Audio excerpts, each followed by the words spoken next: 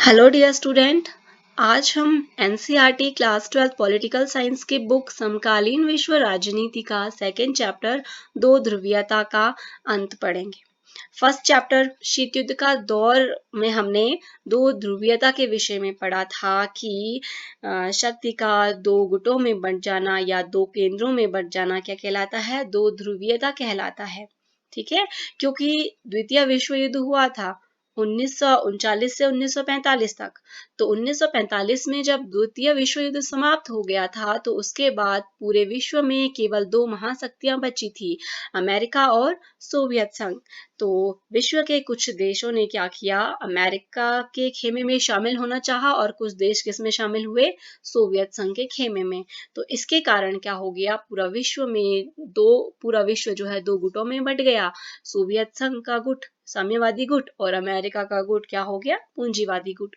तो इसी को क्या कहा जाता है, दो ध्रुवीयता कहा जाता है। तो फर्स्ट चैप्टर में हमने शीत युद्ध कैसे हुआ, शीत युद्ध के दौरान क्या क्या घटनाएं घटी थी, बर्लिन की दीवार के विषय में पढ़ा कि क्यों बर्लिन की दीवार को खड़ा किया था। तो ये सारी चीजें हम फर्स्ट चैप्टर में पढ़ चुके हैं। और जो सेकेंड चैप्टर है दो ध्रुवीयता का अंत, इसमें हम पढ़ेंगे कि बर्लिन की दीवार का गिरना और सोवियत प्रणाली की विशेषताओं को समझेंगे। और इसके अलावा हम इसमें पढ़ेंगे कि सोवियत संघ का विघटन और शीत युद्ध की समाप्ति कैसे हुई, और शॉक थेरेपी तथा भारत और सोवियत संघ के क्या रिलेशन थे। ये सारी चीजें हम इस चैप्टर में पढ़ने वाले हैं। ये इस चैप्टर का पहला पार्ट है और इसका जो सेकंड पार्ट होगा उसमें मैं आपको शॉक थेरेपी और भारत तथा सोवियत संघ के रिलेशन के बारे में बताऊंगी। और इस चैप्टर में मैं आपको शीत युद्ध की समाप्ति तक बताऊंगी। तो शुरू करते हैं दो ध्रुवीयता का अंत। इसकी शुरुआत हम बर्लिन की दीवार से करेंगे।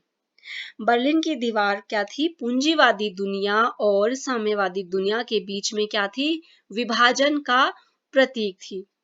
यानी कि जो बर्लिन की दीवार है उससे क्या पता चलता है कि पूंजीवादी दुनिया कौन सी है और साम्यवादी दुनिया कहाँ पर है। ये प्रतीक है विभाजन का, पूंजीवादी दुनिया और साम्यवादी दुनिया के बीच। ये देखिए आप, ये विश्व मानचित्र है और इस विश्व मानचित्र में आप देखेंगे कि ये है संयुक्त राज्य अमेरिका और इधर हो गया आप सोवियत संघ। और ये देखिए इन दोनों महाशक्तियों या इन दोनों गुटों के बीच में आता है यूरोप महाद्वीप।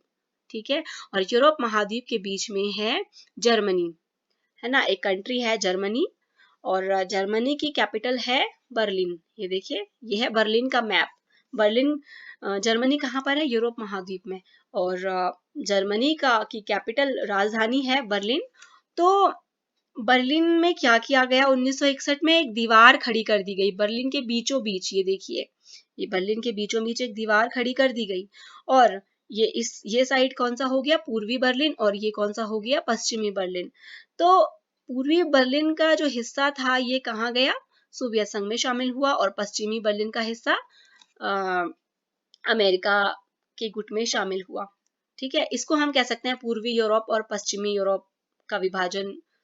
यानी कि जो पूर्वी यूरोप था वो सोवियत खेमे में था और पश्चिमी यूरोप किसके खेमे में था, संयुक्त राज्य अमेरिका के खेमे में। ठीक है, तो ये दीवार किसके विभाजन का प्रतीक थी, यूरोप के विभाजन का। यानी कि पूर्वी दुनिया और पश्चिमी दुनिया के बीच में विभाजन का प्रतीक थी कौन, बर्लिन की दीवार। ठीक है, तो इसके विषय में हम आगे पढ़ते हैं कि ये दीवार 1961 में बनी थी। इसने क्या किया था, पश्चिमी बर्लिन और पूर्वी बर्लिन को क्या किया, अलग किया। और ये दीवार 150 किलोमीटर से भी ज्यादा लंबी है और 28 वर्षों तक ये दीवार खड़ी रही। और 9 नवंबर 1990 को पूर्वी बर्लिन की जनता ने इसको तोड़ दिया था, क्योंकि पूर्वी बर्लिन की जनता हमेशा से ही पश्चिमी दुनिया में शामिल होना चाहती थी। इनको जबरन साम्यवादी दुनिया में शामिल किया था, अधिकांश जनता हम कह सकते हैं। ठीक है, और बर्लिन की दीवार के टूटने से क्या हुआ, जर्मनी का एकीकरण हुआ और साम्यवादी खेमा यानी कि सोवियत संघ की समाप्ति हुई थी। ये देखिए आप, ये है बर्लिन की दीवार। ये ऐसे बीचों बीच बनाई गई थी ये दीवार 1990 में। ये इस प्रकार से यहाँ की जनता इसको तोड़ रही थी। तो अब देखेंगे हम सोवियत प्रणाली की विशेषताएं क्या क्या थी, सोवियत संघ की विशेषताएं क्या क्या थी।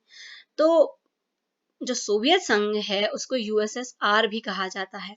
तो जो सोवियत संघ है वो 1917 की बोल्शेविक क्रांति के बाद अस्तित्व में आया।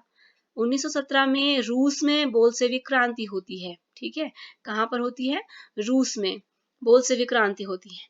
और इस क्रांति की का जो उद्देश्य था वो था समाजवाद के आदर्शों और समतामूलक समाज की जरूरत की समतामूलक समाज की स्थापना करना।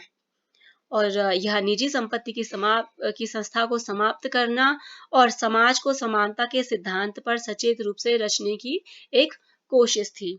तो जो सोवियत प्रणाली है वो इसी पर आधारित है। मतलब कि जो सोवियत प्रणाली की जो विशेषता है वो है समाजवाद के आदर्शों और समतामूलक समाज की स्थापना करना।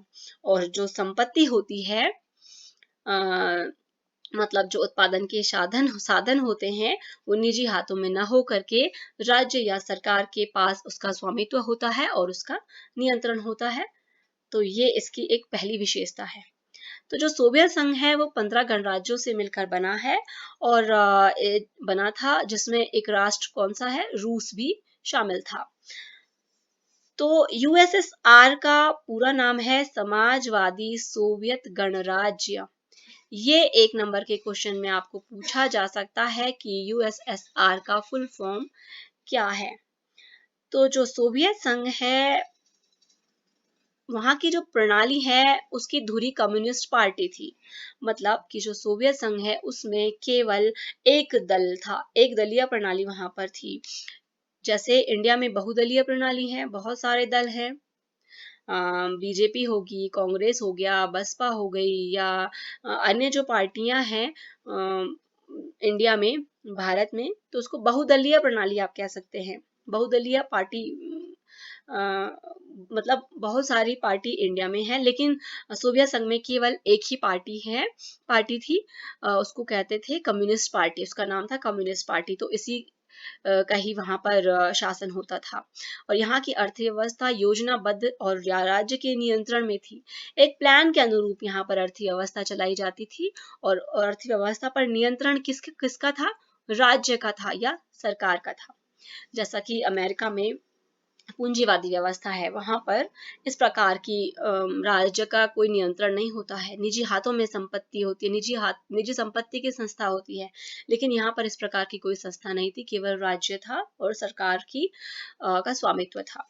और सोवियत संघ में खनिज संसाधन उपलब्ध थे और संचार प्रणाली यहाँ पर उन्नत थी। खनिज संसाधन आप देख सकते हैं, विभिन्न प्रकार के खनिज संसाधन थे, लोहा था, लोहा अयस्क था या इस्पात था, बहुत सारी चीजें, बहुत सारे संसाधन वहाँ पे प्रचुर मात्रा में उपलब्ध थे। और यहाँ की जो संचार प्रणाली है वो उन्नत थी। और सरकार ने यहाँ की जो बुनियादी जो आवश्यकताएं होती हैं, जैसे शिक्षा, स्वास्थ्य सुविधा, बच्चों की देखभाल, लोक कल्याण की जो चीजें थी, सरकार ने क्या किया था, जनता को इसे रियायती दर पर मुहैया करवाया था। उनकी सस्ते दर पर जनता को ये सारी बुनियादी जो जरूरतों की बुनियादी जरूरतों की जो चीजें होती हैं, ये बिल्कुल सस्ते दर पर जनता को मुहैया करवाई थी। ठीक है, तो ये इसकी प्रणाली, ये सोवियत प्रणाली की विशेषताएं थी। इसके अलावा सोवियत संघ में भूमि और अन्य उत्पादक जो संपदाएं होती हैं उन पर स्वामित्व राज्य का था और स्वामित्व के साथ साथ नियंत्रण भी राज्य का था। यहाँ पर बेरोजगारी नहीं थी, क्योंकि यहाँ पर क्या थे, विभिन्न प्रकार के सामूहिक उद्योग धंधे थे और बड़े उद्योग भी थे। ठीक है, और यहाँ पर पिन से लेकर कार तक, इन उद्योगों में पिन से लेकर कार तक हर प्रकार की वस्तुएं तैयार की जाती थी। हाँ, इसलिए यहाँ पर किसी भी प्रकार की बेरोजगारी नहीं थी। और हालांकि जो यहाँ पर जो सामान तैयार किया जाता था उसकी क्वालिटी अमेरिका में उत्पादित होने वाले सामानों की तुलना में उतनी अच्छी नहीं थी, लेकिन यहाँ पर छोटे या बड़े विभिन्न प्रकार के उद्योग मौजूद थे और सभी प्रकार के सामान यहाँ पर बनाए जाते थे। ठीक है, तो ये सारी जो विशेषताएं हैं, ये सोवियत प्रणाली की विशेषताएं हैं। ये आपको एग्जाम में पूछा जाता है कि सोवियत प्रणाली की विशेषताएं कौन कौन सी हैं, इसको आपने अच्छे से पढ़ लेना है और समझ लेना है। तो जो सोवियत संघ है उसके खेमे में जो भी देश शामिल थे, उन देशों को दूसरी दुनिया के देश कहा जाता है। ये आप देख सकते हैं, पूर्वी यूरोप के देशों को समाजवादी प्रणाली की तर्ज पर ढाला गया था। इन्हें ही समाजवादी खेमे के देश या दूसरी दुनिया कहा गया। सोवियत दूसरी दुनिया का प्रमुख राष्ट्र था। तो मैंने आपको बताया कि जो यूरोप था उसका विभाजन हुआ पूर्वी यूरोप और पश्चिमी यूरोप। तो पूर्वी यूरोप के देशों को समाजवादी प्रणाली की तर्ज पर ढाला गया था। तो इनको समाजवादी खेमे के देश या दूसरी दुनिया के देश कहा गया था, और सोवियत संघ इनका नेता था या नेतृत्व करता राष्ट्र था। ठीक है, तो इसके बाद हम पढ़ेंगे कि सोवियत संघ में उत्पन्न समस्याएं। अभी हमने सोवियत संघ की विशेषताएं पढ़ी, उनके बावजूद यहाँ पर कुछ समस्याएं भी उत्पन्न होने लगी थी। तो इसमें पहली समस्या आप देख सकते हैं, सोवियत प्रणाली पर नौकरशाही का शिकंजा कसता गया और यह प्रणाली क्या हो गई, सत्तावादी होती गई। मतलब अधिकारी तंत्र या जो पार्टी यहाँ पर थी, कम्युनिस्ट पार्टी, उसका शिकंजा यहाँ पर कसता चला जा रहा था, और उसने अपने लाभ के लिए जनता की जो आकांक्षाएं होती हैं उसको इग्नोर किया। केवल यहाँ पर नौकरशाही को ही प्रभुत्व था, क्योंकि यहाँ पे निजी संपत्ति वाली संस्था नहीं थी, केवल राज्य का नियंत्रण था, केवल सरकार का नियंत्रण था। जैसा राज्य चाहेगा, जिस प्रकार का नियंत्रण राज्य चाहेगा, वैसा यहाँ पर स्थापित था। तो ये इस प्रकार से यहाँ की जनता को लगा कि यहाँ पर क्या हो रहा है, ज्यादा नियंत्रित यहाँ की व्यवस्था हो गई है, और इस प्रकार से सोवियत संघ में कुछ समस्याएं उत्पन्न होने लगी। इसके अलावा यहाँ पर लोकतंत्र व अभिव्यक्ति की आजादी नहीं थी, जिसके कारण यहाँ के लोग क्या करते थे, अपनी असहमति चुटकुलों और कार्टूनों में व्यक्त करते थे, और नागरिकों का जीवन यापन कठिन होता गया। जैसा कि जो यहाँ के जो लोग थे, इनको लोकतंत्र और अभिव्यक्ति की आजादी नहीं थी। यहाँ पर लोकतंत्र नहीं था, जैसा कि अमेरिका में लोकतंत्र था, अभिव्यक्ति की आजादी थी, यहाँ पर नहीं थी। और लोग अगर सरकार के खिलाफ कुछ बोलना भी चाह रहे हैं, असहमति प्रकट करना चाह रहे हैं, अगर उनकी आकांक्षाएं पूरी नहीं हो रही है, उनकी इच्छाएं अधूरी हैं, तो भी ये लोग नहीं कर सकते थे, इस अभिव्यक्त नहीं कर सकते थे अपनी इच्छाओं को। और तो इसलिए यहाँ के लोग क्या करने लगे, चुटकुलों के माध्यम से अपनी इच्छाओं को अभिव्यक्त करने लगे। इसके अलावा तीसरी समस्या है, हथियारों की होड़ के कारण सोवियत संघ को भारी कीमत चुकानी पड़ी, क्योंकि इन्होंने अपने संसाधनों का अधिकांश प्रयोग हथियारों के लिए किया। जैसा कि आपको पता है कि शीत युद्ध के दौर में अमेरिका और सोवियत संघ के बीच में प्रतिस्पर्धा चल रही थी। तो अमेरिका ने तो प्रतिस्पर्धा सोवियत संघ के साथ प्रतिस्पर्धा के साथ साथ अपने जो जनता है उनकी इच्छाओं को पूरा किया, उनकी अन्य जो आवश्यकताएं होती हैं उनकी भी पूर्ति करी। लेकिन सोवियत संघ ने क्या किया, केवल हथियारों की होड़ पर ही अपने संसाधनों को खर्च किया, जिसके कारण इसको बहुत बड़ी कीमत चुकानी पड़ी थी। और इसके बाद क्या हो गया, सोवियत संघ में प्रौद्योगिकी और बुनियादी जो ढांचा होता है, परिवहन और ऊर्जा और उत्पादकता के जो साधन होते हैं या उत्पादकता के जो मामले थे, उनमें सोवियत संघ क्या हो गया, पिछड़ गया पश्चिमी देशों की तुलना में, क्योंकि इसने प्रौद्योगिकी पर खर्च नहीं किया, संसाधनों को, बुनियादी ढांचे की आपूर्ति नहीं करी, इसने केवल हथियारों की होड़ करी, केवल हथियारों पर अपने संसाधनों को खर्च किया, जिसके कारण नागरिकों की राजनीतिक और आर्थिक आकांक्षाएं अधूरी रहीं। इसके अलावा एक और बात है कि यूएसएसआर ने क्या किया, 1979 में अफगानिस्तान पर हस्तक्षेप किया, और इसके कारण यहाँ की अर्थव्यवस्था और ज्यादा कमजोर हो गई, और खाद्यान्न का आयात साल दर साल बढ़ता गया। यहाँ पर खाद्यान्न का उत्पादन नहीं हो पा रहा था पूरी मात्रा में, तो इनको क्या करना पड़ रहा था, दूसरे देशों से खाद्यान्न को आयात करना पड़ रहा था। ठीक है, और निर्यात यहाँ से कुछ नहीं हो रहा था, बस आयात यहाँ पर हो रहा था, जिसके कारण यहाँ की अर्थव्यवस्था और ढुलमुल हो गई। वास्तव में कम्युनिस्ट पार्टी यानी एक दल का शासन था, और यह दल क्या थे, जनता, ये जनता है, जनता लिखा है ये, तो यह दल क्या था, जनता के प्रति जवाबदेह नहीं था, क्योंकि कम्युनिस्ट पार्टी को पता था कि जनता क्योंकि यहाँ पर कोई दूसरी पार्टी तो थी नहीं, और नेक्स्ट अगली बार भी कम्युनिस्ट पार्टी ने ही शासन करना था, तो जनता की इच्छाओं को यहाँ पर अनदेखा किया जा रहा था। जनता के प्रति जवाबदेह बिल्कुल भी ये पार्टी नहीं थी। ये भी एक बड़ी समस्या सोवियत संघ में देखने को मिल रही थी उस समय। इसके अलावा एक समस्या ये भी थी कि सोवियत संघ जो है 15 गणराज्यों से मिलकर बना था, लेकिन रूस का यहाँ पर हर मामले में प्रभुत्व था।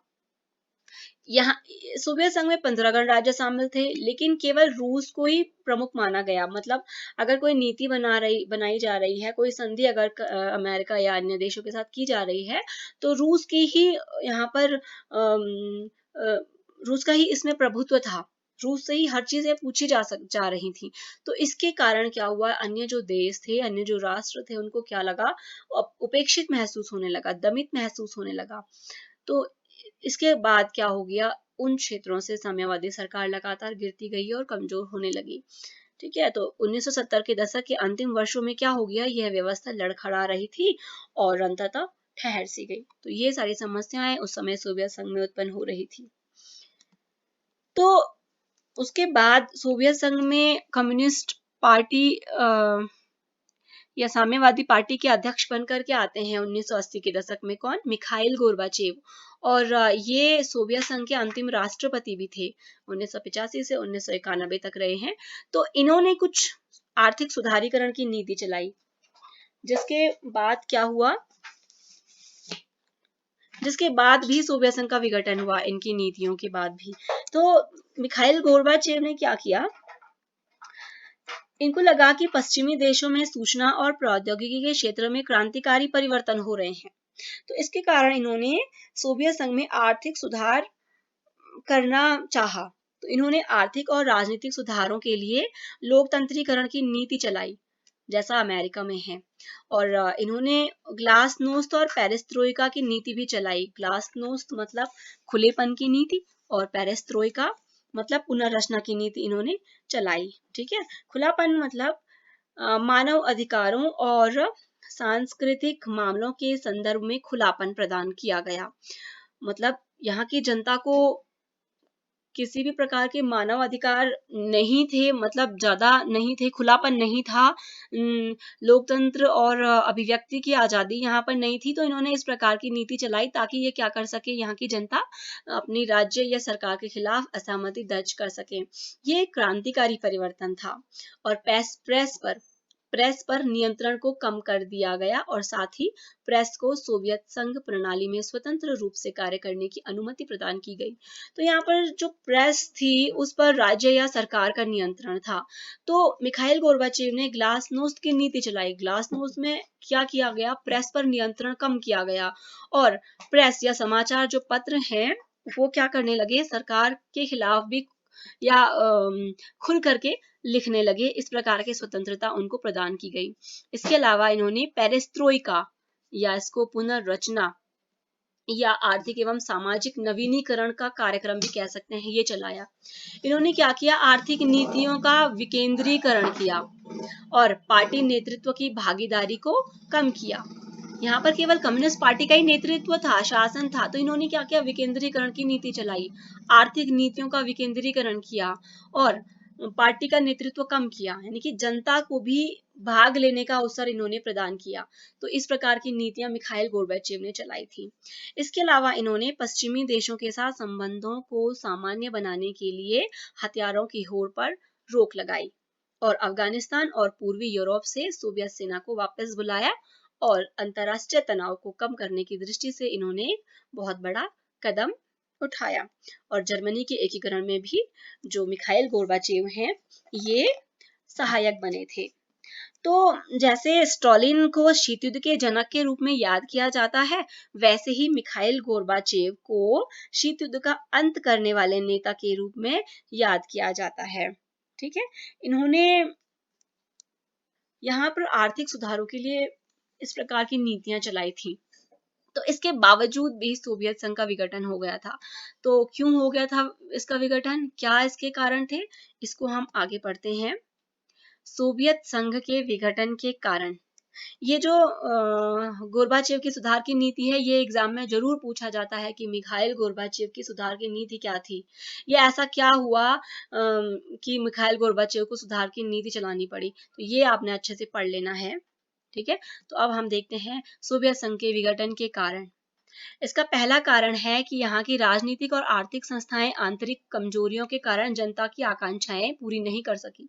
यहाँ की जो आर्थिक संस्थाएं थी वो आर्थिक रूप से बहुत ज्यादा कमजोर हो गई थी। इन्होंने अधिकांश जो खर्च किया वो हथियारों पर किया, परमाणु परीक्षण पर किया, जिसके कारण ये अन्य जो आवश्यकताएं होती हैं, बुनियादी आवश्यकताएं होती हैं जनता की, उनको पूरा नहीं कर पाई, जिसके कारण ये भी एक विघटन का कारण बना सोवियत संघ का। इसके अलावा आप देख सकते हैं 70 वर्षों से कम्युनिस्ट पार्टी का अंकुश था और यह पार्टी जनता के प्रति जवाबदेह नहीं रही। और गोर्बाचेव के खुलेपन की नीति ने सोवियत संघ के गणराज्यों को स्वतंत्र होने की प्रेरणा दी और साम्यवादी सरकार कमजोर होती गई।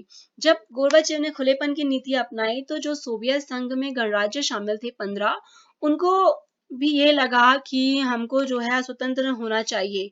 हम उनको लगा कि राज्य का नियंत्रण होने से अच्छा हमें मतलब हमको स्वतंत्र होना चाहिए और संप्रभुता की इच्छाएं उनके अंदर जागृत होने लगी। देखिए, राष्ट्रवादी भावनाओं और संप्रभुता की इच्छाएं उन 15 गणराज्यों के अंदर उत्पन्न होने लगी, जो एक सोवियत संघ के विघटन का कारण आप देख सकते हैं। और इन राज्यों से धीरे धीरे साम्यवादी सरकार गिरने लगी और कमजोर होती गई। तो जो ये मिखाइल गोर्बाचेव की जो नीति थी, तो इस नीति के लिए यहाँ की अधिकांश जनता ने इसको तीव्र गति से चलाने की बात रखी।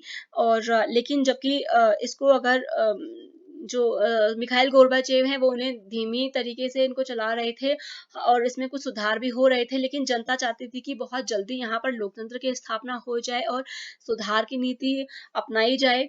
और जो कम्युनिस्ट पार्टी के जो नेता लोग थे या कम्युनिस्ट पार्टी के को मानने वाले जो थे, वो गोर्बाचेव की नीति के खिलाफ थे, जिसके कारण सोवियत संघ में दो गुट बन गए थे। एक तरफ कोई गोर्बाचेव के खुलेपन की नीति को तीव्र गति से लागू करने की बात कर रहा था और कोई इसको हटाने की बात कर रहा था, जिसके कारण ये सोवियत संघ का विघटन हुआ। इसके अलावा आप देखेंगे अर्थव्यवस्था गतिरुद्ध और उपभोक्ता वस्तुओं की कमी तथा खाद्यान्न संकट उत्पन्न हो गया और संसाधनों का अधिकांश हिस्सा परमाणु हथियारों व सैन्य सामान पर खर्च हुआ। क्योंकि 1980 के बाद से लगातार सोवियत संघ आर्थिक संकट से गुजर रहा था, ठीक है। और इन्होंने क्योंकि अंतरिक्ष अनुसंधान की प्रतिस्पर्धा और शस्त्र निर्माण पर बहुत ज्यादा खर्च किया, जिसके कारण उसकी अर्थव्यवस्था लड़खड़ाने लगी और उसमें अब ये सामर्थ्य नहीं था कि वो क्या कर सके, अमेरिका से या पश्चिमी देशों से प्रतिस्पर्धा कर सके। क्योंकि 15 वर्षों में राष्ट्रीय आय की वृद्धि दर यहाँ की जो राष्ट्रीय आय थी वो 15 वर्षों में उसकी वृद्धि दर आधे से भी अधिक घट गई थी और 1980 के दशक के प्रारंभ तक वो घट करके बहुत ज्यादा कम हो गई थी, जिसके कारण सोवियत संघ का विघटन हुआ था। और इसके अलावा नागरिकों को ये भी लगने लगा था कि सोवियत राज व्यवस्था व अर्थव्यवस्था पश्चिमी पूंजीवाद से बेहतर नहीं है। तो इसलिए यहाँ के नागरिकों ने सोवियत संघ से स्वतंत्र होने की मांग करी थी और वो अलग होना चाहते थे। तो इन्हीं सारी बातों को लेकर के या इतनी सारी जो समस्याएं उस समय हो रही थी, इसके बाद 1991 में क्या हुआ, बोरिस येल्तसिन के नेतृत्व में सोवियत संघ के 3 बड़े गणराज्यों रूस, यूक्रेन और बेलारूस ने सोवियत संघ के समाप्ति की क्या करी, घोषणा करी, ठीक है। तो आप देख सकते हैं 1991 में सोवियत संघ का विघटन हो जाता है और शीत युद्ध की समाप्ति हो जाती है। एग्जाम में आपको ये भी पूछा जाता है सोवियत संघ के विघटन के क्या कारण थे, तो आपने इन सभी पॉइंट को अच्छे से याद कर लेना है और पढ़ लेना है और समझना है, ठीक है। तो तो शीत युद्ध प्रारंभ हुआ 1945 में और शीत युद्ध का अंत कब हुआ, 1991 में, ठीक है। एक नंबर के क्वेश्चन में यह आपको पूछा जाता है।